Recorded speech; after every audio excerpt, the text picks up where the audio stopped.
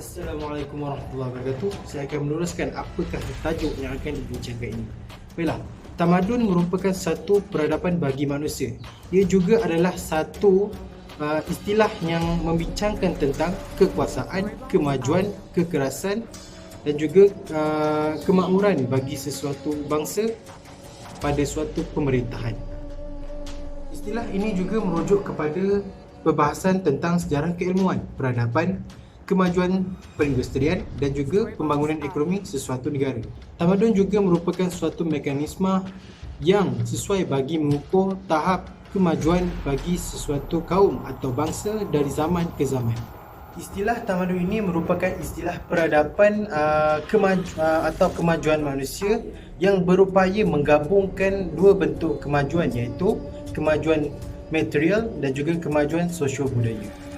Kemajuan yang dimaksudkan ini adalah meliputi segala aspek pembangunan yang dicapai oleh sesuatu kaum atau bangsa dalam kehidupan seharian. Walau bagaimanapun, tamadun yang terbaik adalah tamadun yang berteraskan sunnah Rasulullah SAW kerana ianya mencakupi seluruh kehidupan di dunia dan juga di akhirat kelak.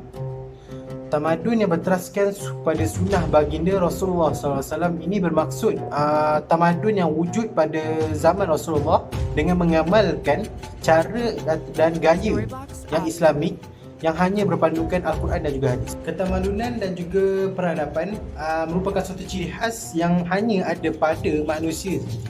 Dari sudut lain, tamadun boleh dianggap sebagai sunnah insaniah yang menjelma daripada sifat kreativiti dan inovasi manusia itu sendiri.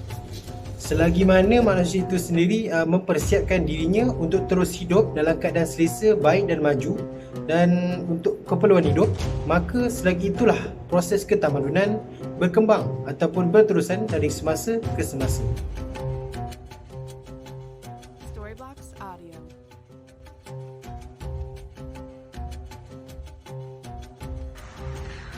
Bismillahirrahmanirrahim. Assalamualaikum warahmatullahi wabarakatuh. Nama saya Nur Afiq bin Saharudin dari kelas 1 Diploma Syariah Islamiah, bernombor kad matrik KSD 190501054. Hari ini saya akan menerangkan tentang takrif tamadun. Tamadun ni ketamadunan dan peradaban ini merupakan suatu ciri khas yang ada hanya pada manusia. Dari sudut lain, tamadun ni boleh dianggap sebagai sunnah insaniah yang menjelma daripada sifat kreativiti dan inovasi umat manusia itu sendiri. Selagi mana manusia itu sentiasa mempersiapkan dirinya untuk terus hidup dalam keadaan selesa, baik dan maju untuk mencukupi segala keperluan hidup, maka selagi itulah proses tamadun ni terus berkembang dari semasa ke semasa. Okey, seterusnya pengertian tamadun secara umumnya ialah cara hidup atau peradaban manusia yang berinteraksi sesama sendiri bagi memenuhi keperluan hidup bagi memenuhi keperluan hidup mereka dari semasa ke semasa. Bagaimanapun, tamadun Islam ini merupakan tamadun yang dihasilkan oleh pemikiran orang Islam. Mereka berpandukan pada Al-Quran dan Al-Hadis. Al-Quran ini merupakan perundangan Islam yang pertama dan utama, manakala Al-Hadis pula merupakan perundangan Islam yang kedua. Okey, seterusnya tamadun ni, maksud tamadun ni sebenarnya berasal daripada perkataan Arab, iaitu madana, mudun atau madain, yang bermaksud pembukaan bandar atau masyarakat yang sudah maju dari segi fizikal dan rohani. Tamadun ini juga dapat diertikan kepada keadaan kehidupan masyarakat yang bertambah maju dari zaman ke zaman. Walau bagaimanapun, terdapat pelbagai istilah-istilah yang diertikan sebagai tamadun dalam suatu peradaban manusia. Antara istilah-istilah tamadun ialah contohnya umron, hadarah, madaniyah dan civilization. Hadarah ni adalah terdapat beberapa sarjana Islam yang menggunakan perkataan hadarah tanpa menggunakan istilah tamadun ketika membicarakan mengenai peradaban dan kemajuan sesuatu bangsa dalam sebuah masyarakat. Hadarah ni juga merupakan perkataan yang sinonim dengan hadari yang bercirikan kehidupan di kota atau di bandar yang padanya terdapat kegiatan ekonomi dan perdagangan. Said Hawa menjelaskan bahawa hadarah ni merupakan istilah peradaban atau kemajuan manusia yang berupaya menggabungkan dua bentuk kemajuan, iaitu kemajuan dari segi material dan kemajuan sosio-budaya. Kemajuan yang dimaksudkan ini meliputi segala aspek pembangunan yang dicapai oleh sesuatu bangsa dalam segala bidang kehidupan. Yang seterusnya, Madaniyah.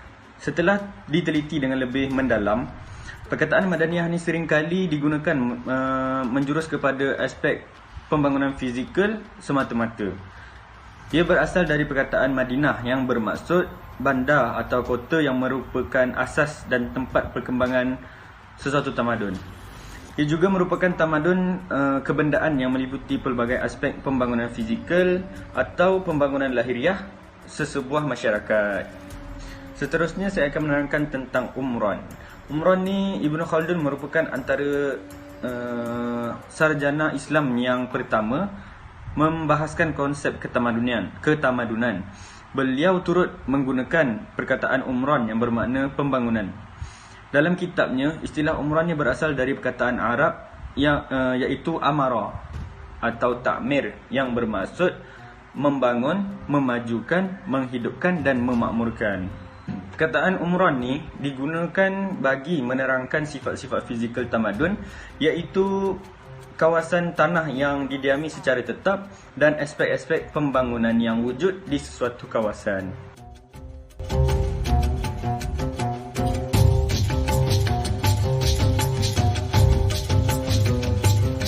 Bismillahirrahmanirrahim. Saya Muhammad Azhar Haziq bin Muhammad Arifin ingin menerangkan iaitu tajuk civilization.